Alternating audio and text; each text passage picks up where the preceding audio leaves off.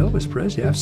I heard his record on a jukebox in Dallas. He's a hillbilly. I said, "Hi, Elvis, I'm Pat Boone. Nice to meet you." He was clearly shy or nervous, so he backed against the wall, and I quit trying to talk to him. Few names in American music stir up as much nostalgia, admiration, and intrigue as Pat Boone, and few figures have loomed larger in rock and roll history than Elvis Presley. For decades, the stories of these two icons seemed to run on separate tracks: Boone, the symbol of wholesome charm; Elvis, the face of bold rebellion. But behind the polished stage lights and chart-topping hits was a connection that few truly understood. Now, after years of silence, Boone steps forward with words that have left fans stunned. What he shares about Elvis isn't what the world expected, and it changes everything. Pat Boone, born Patrick Charles Eugene Boone in Jacksonville, Florida, grew up in a family environment steeped in Southern values. When he was very young, his family relocated to Nashville, Tennessee, a move that would deeply shape his character and worldview. Raised in the heart of the American South, Boone was immersed in Christian teachings and a community that prized faith, family, and tradition. These early influences became central to both his personal life and public image, helping to define the wholesome, clean-cut persona that he would later project throughout his career. In the early years of Boone, he lived in an atmosphere that was nurturing to religious values, complemented by self-education and personal development. He attended David Lipscomb College, now Lipscomb University, and also took classes in Nashville, immersing himself further in studies about the Christian faith.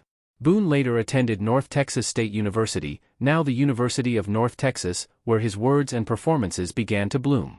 This education further cemented in him the morality he intended to pursue, although he harbored dreams of being a star someday.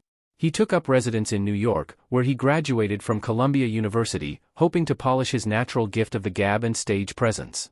He graduated with a degree in speech and English, which honed his oratory and performing skills while backing them up with the confidence and poise that would become his trademarks. A full spectrum of his extramural education and personal beliefs placed Boone in the model of an honest man, poised for noteworthy distinction during an age in which pop culture was breaking away into harmful, proud icons. Boone was years in development, fashioned by secular and faith-accredited institutional processes, to embody publicly a lifelong paradigm of moral living and uprightness as an entertainer.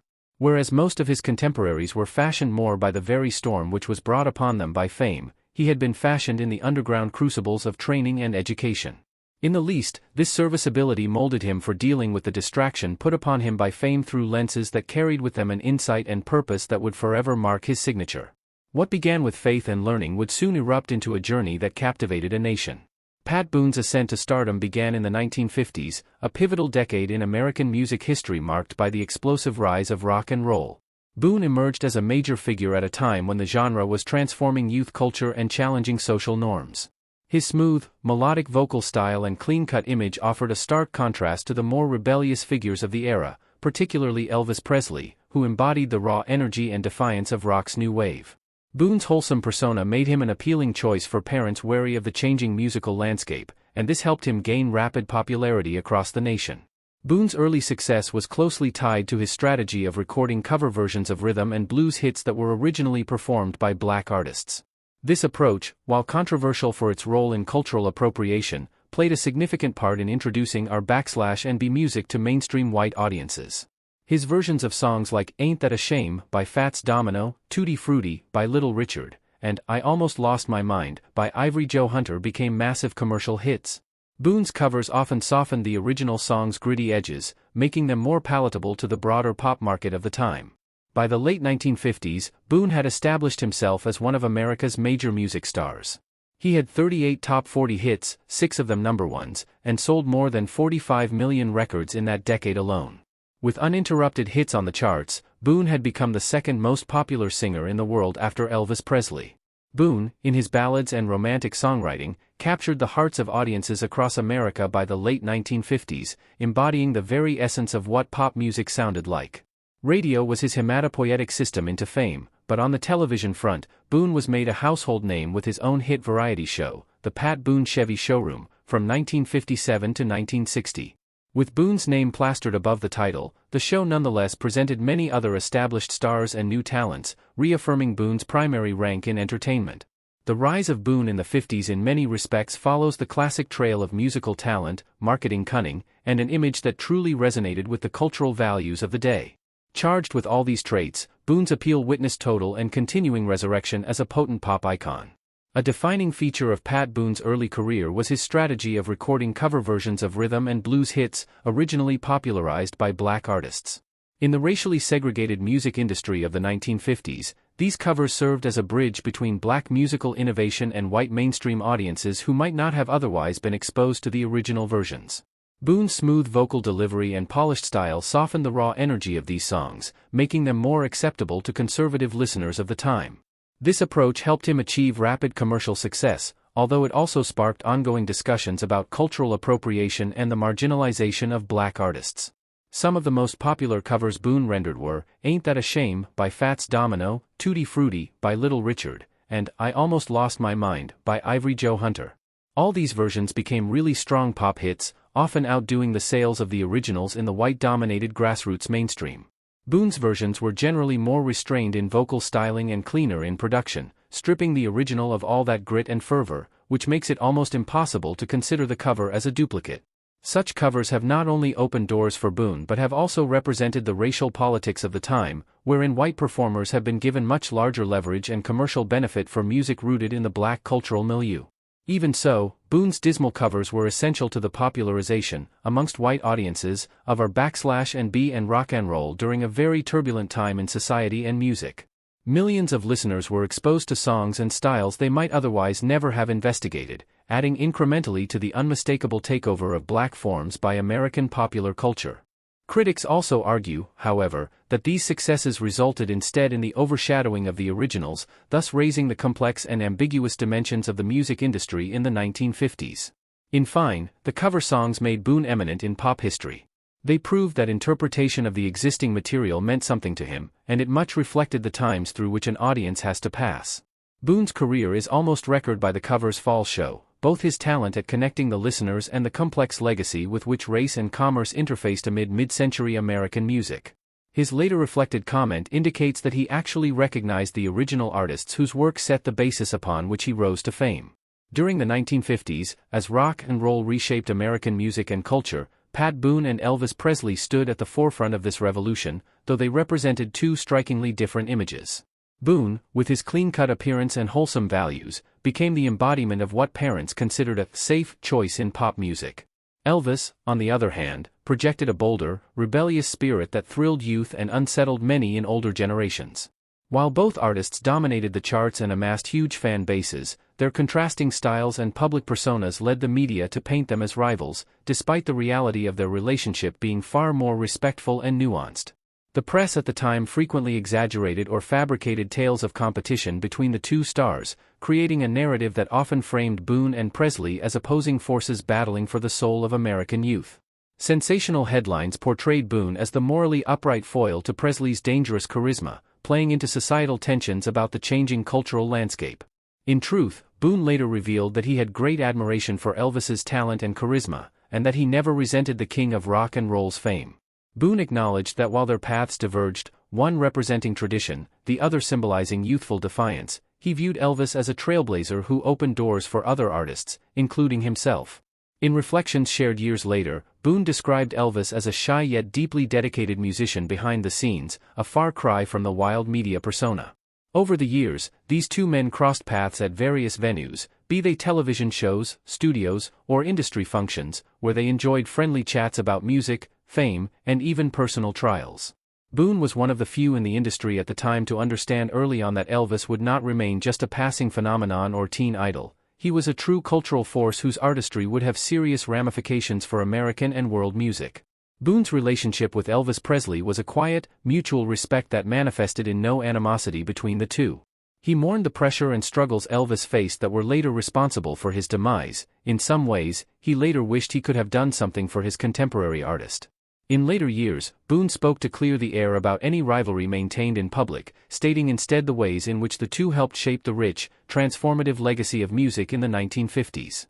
The reflections further argue that in the melodramatic narrative of rivalry were two artists, each uniquely dealing with unfamiliar heights of fame. With the so-called rivalry, it could mark shifting social anxieties within post-war America, where chaos in youth culture, race, and morality was palpable. As media historian Susan J. Douglas once phrased it, Boone and Presley were often set against each other not because of animosity, but because they in one sense were symbolic of competing visions of America's future. Boone, in interviews some years later, echoed this point, saying, "The press made it into a contest, but really, we were just two guys trying to make music in our own way." The hyped-up rivalry had the crowds glued, but truth be told, it said more about an era's crossroads than themselves. While Pat Boone first rose to fame through his music, his talents and appeal quickly extended beyond the recording studio into television and film, solidifying his status as a versatile American entertainer. One of his most notable contributions to television was his popular variety show, The Pat Boone Chevy Showroom, which aired from 1957 to 1960. The weekly program showcased Boone's musical performances as well as guest appearances by some of the era's top stars and emerging talent.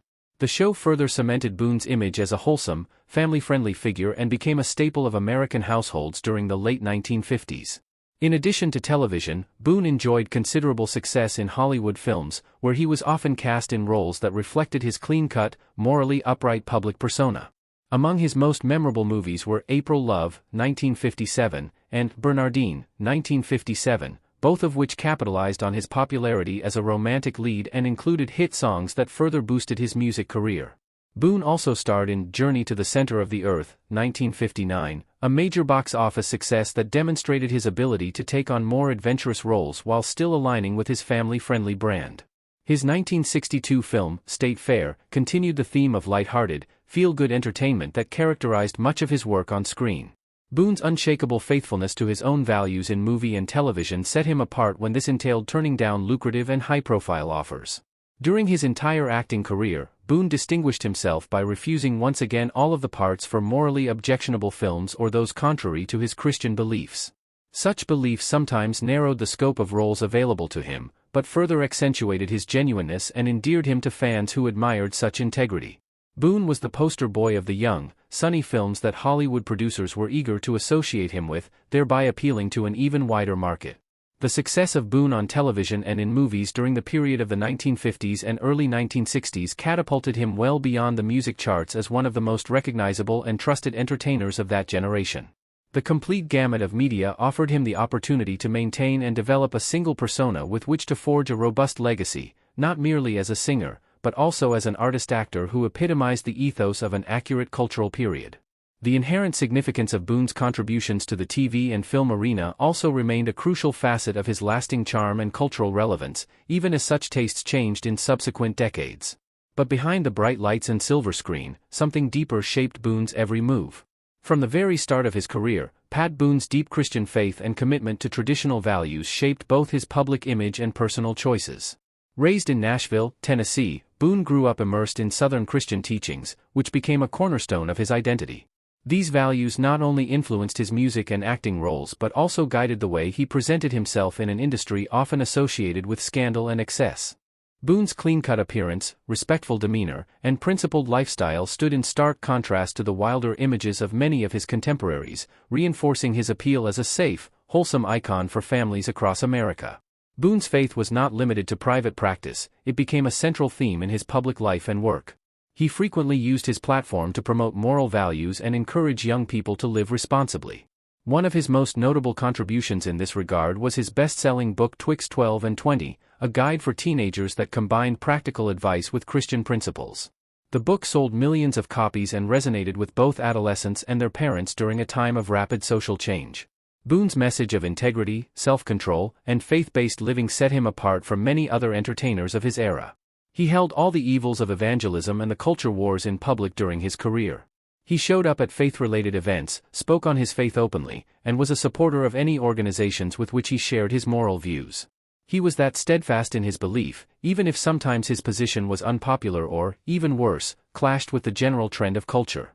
That willingness to voice concern on moral and cultural matters, either in favor of what the right thought as traditional family values or in disparagement of what he saw as moral decline in popular culture, underscored, in fact, his reputation as an artist who would not compromise principles in favor of popularity. With faith and values as part of his lifelong advocacy, Boone was said to have given his firm opinions that back up his lasting legacy. While some thought of him as old-fashioned or out of touch with contemporary attitudes, many respected his consistency and sincerity. In stark contrast with many stars whose personal lives were tainted by scandal, Boone was calm and scandal-free, remaining married for over 60 years to his high school sweetheart, Shirley Foley, until her death in 2019. He lived what he believed with such devotion, both personally and professionally, that he became not just an entertainer but a figure of integrity and conviction in American popular culture. In his later years, Pat Boone has spoken with honesty and compassion about Elvis Presley's struggles and enduring legacy, offering a perspective shaped by decades of personal reflection. Boone revealed that, during their peak years, the media often exaggerated the differences between them, painting a picture of rivalry that did not match reality. While their public personas diverged, Boone representing clean-cut values and Elvis symbolizing youthful rebellion, Boone always admired Presley's extraordinary musical gifts. He described Elvis as having a raw, natural talent and emotional expressiveness that spoke directly to the hearts and souls of listeners in a way few could match. Boone reflected on the private side of Elvis, recalling moments when they crossed paths in recording studios, television appearances, and informal conversations. Behind the scenes, Boone understood Elvis as rather shy, sensitive, and deeply committed to his art, extremely different from the electrifying, larger-than-life character on stage. Boone grasped early on that Elvis was not merely another teen idol, he was something more, a cultural force that would mark American music and culture. Boone understood comparisons of styles and values, but managed to appreciate Elvis's persuasive connection with audiences across the bounds of popular music. Boone mourned the later years of personal struggle that engulfed Elvis. He elaborated on the tragedy of Elvis's descent into addiction and isolation and the high sorrow caused by watching such a gifted person be crushed under the weight of fame. He was sure Elvis was searching for something more, peace, purpose, or perhaps an even closer relationship with God, but for most of his time, he was surrounded by people who only added to his fame and kept starving his soul. When it came to Elvis, Boone chose not to put him down with judgment over his lifestyle but to talk instead about the burden of a public life. Boone brings us to Elvis in far deeper terms than that cheery public legend portrays. Boone sees the man under the music. When it comes to honoring Presley's memory, Boone not only talks about the cost of fame, he also reiterates that he devotes his life to charity, faith, and understanding. These insights from his late life are actually an homage to Elvis's genius and, on the other hand, a very touching and sad reminder of how much his star status has cost him in humanity. Boone's reflections emphasize the difference in coping by both him and Presley with fame, a difference highlighted by cultural critics over the years. Music critic Peter Guralnick observed how Elvis lived on the edge of his emotions, unable to escape the demands of his own legend. Boone had his constant faith and family connections to shield him from such upheaval. Boone himself has acknowledged this difference, once stating in an interview, "I had people who kept me grounded. I wish Elvis had more of that. He was surrounded by too many who wanted the show, not the man." This comparison reveals not only the tragic descent Presley endured but also cements the importance of private support systems in the lives of those unfortunate enough to be thrust into public adoration. In the 1990s, when many artists of his generation had faded from the spotlight, Pat Boone surprised fans and critics alike by launching one of the most unexpected reinventions of his career. At a time when his clean-cut image seemed far removed from contemporary music trends, Boone released in a metal mood, No More Mr. Nice Guy, an album of heavy metal and hard rock covers performed in his classic crooner style. The project was a playful, tongue-in-cheek tribute to the genre, showcasing Boone's willingness to experiment and defy expectations even late in his career. The album featured Boone's unique takes on songs by iconic rock and metal bands, all delivered with his smooth, polished vocals and backed by big band arrangements. To further amplify the contrast, Boone embraced a full image makeover for the project, appearing in black leather outfits and adopting a rocker persona for promotional appearances, including a memorable showing at the American Music Awards. The sight of Boone, long known for his wholesome image, dressed in leather and singing heavy metal anthems, created a media sensation and sparked widespread conversation. While critics were divided with mixed reviews regarding In a Metal Mood, fans quickly clutched at the cheeky courage behind Boone's writing. The album was proof of the ability to remain current while remaining true to his extraordinary art by dexterously dabbling in new sounds, while opening up a new territory for Boone to introduce himself to a younger generation that might not have known his earlier work. Boone's experiment with metal proved in the end his signature adventurousness and the willingness to reinvent his perception. And not out of ridicule of the genre, Boone approached the songs with homage, a heartfelt tribute spanning over generations and types. The project underscored his versatility as an artist willing to take creative risks, just adding to his legacy not merely as a pop idol of the 1950s but also as an entertainer who does not fear a transformation of his audience's expectations. Pat Boone's chart success during the 1950s and 1960s was nothing short of remarkable, cementing his status as one of the most successful recording artists of his time. Throughout his career, Boone placed an impressive 38 singles on the U.S. Top 40 charts, including 6 number-one hits. His smooth vocal style, clean-cut image, and ability to appeal to both teenagers and their parents helped him achieve consistent commercial success. Boone's singles not only dominated radio airwaves but also became defining songs of their era, reflecting the musical tastes of post-war America. Among his chart-topping hits were his well-known cover versions of R&B songs, as well as original ballads that showcased his talent for romantic crooning. Boone's music regularly competed with, and at times rivaled, the success of contemporaries like Elvis Presley, making him a fixture on the pop charts throughout the late 1950s. His widespread popularity was further fueled by savvy promotion, frequent television appearances, and a reputation for delivering polished, family-friendly entertainment at a time when rock and roll was often viewed with suspicion by older generations. One of Boone's most notable and enduring records was his run of 220 consecutive weeks on the U.S. charts, where he always had at least one single in the top 100. This incredible streak lasted until the 2000s, when it was finally surpassed, but it remains a testament to Boone's sustained appeal and ability to produce hit after hit during a highly competitive period in music history. Staying on the charts continuously for over 4 years is not just about talent, it is about the capability of adapting to change in musical patterns withstanding as well as encouraging fan identification. In all, Boone sold well over 50 million records, possibly even more, a total of over 2,600 songs, making him one of the most prolific and highest-selling artists in American popular music. His chart accomplishments, besides establishing him commercially, establish him as one of the forces promoting changes in pop and early rock music.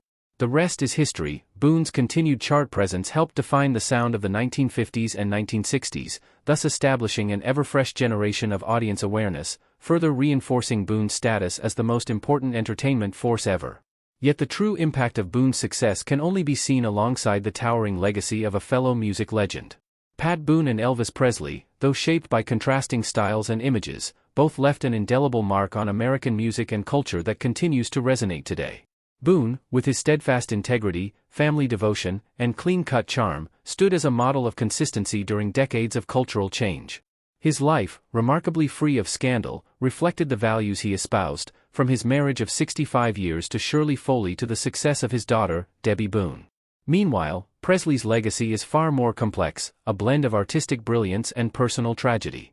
The king of rock and roll forever altered the musical landscape, but his legacy has also been clouded by controversy, including recent legal battles over his estate and disputes surrounding the care of Priscilla Presley in her later years, as reported by the Los Angeles Times in 2025. Both Boone and Presley contributed in powerful ways to the evolution of popular music, though their paths highlighted different aspects of the American experience. Boone's crossover success brought rhythm and blues into the mainstream, making black musical traditions more accessible to white audiences, though not without criticism over issues of appropriation. Elvis, on the other hand, embodied the raw fusion of gospel, country, and R&B in a way that broke down racial and musical barriers, creating a sound that shook the foundations of pop culture. His electrifying performances and groundbreaking records ignited a cultural shift, while Boone's smoother, family-friendly style offered a bridge for more conservative listeners during this musical revolution. Beyond their musical tendencies, Boone and Presley became icons, Boone of faith, traditions, and moral strength, Elvis of passion, rebellion, and the burden of fame. Boone stood for Christian values and family life while voicing his concerns about social and moral issues throughout his career. Elvis became an icon of musical genius, and the price of heavy fame exacts on the victim. His later years were filled with personal troubles, the disputes over his estate still very much alive today, with allegations of financial misappropriation and elder abuse against some of those closest to him being a stark reminder of the price of great fame. They represent two contrasting sides of an era that transformed entertainment in America, Boone and Presley. Boone composes an extensive legacy of resilience and conviction, with his over 2,600 recorded songs and more than 50 million records sold, including decades of public service. As undisputed as his effect on music and culture would remain, that legacy would be etched with shadows. They both provided in many ways the soundtrack of their generation while continuing to raise the question of what the measure is for greatness and how legacy is defined in this ever-changing world of fame. Their conflicting legacies also reflect wider societal shifts within American society in the way it regards fame, influence, and vulnerability. Boone was, for most people, the epitome of stability, and he routinely spoke at civic and other faith-based gatherings exhorting young people to lives of purpose and integrity, something he willingly embraced as part of his public identity. In contrast, the myth of Presley has spawned countless works, books, documentaries, and academic studies devoted to exploring the underbelly of celebrity.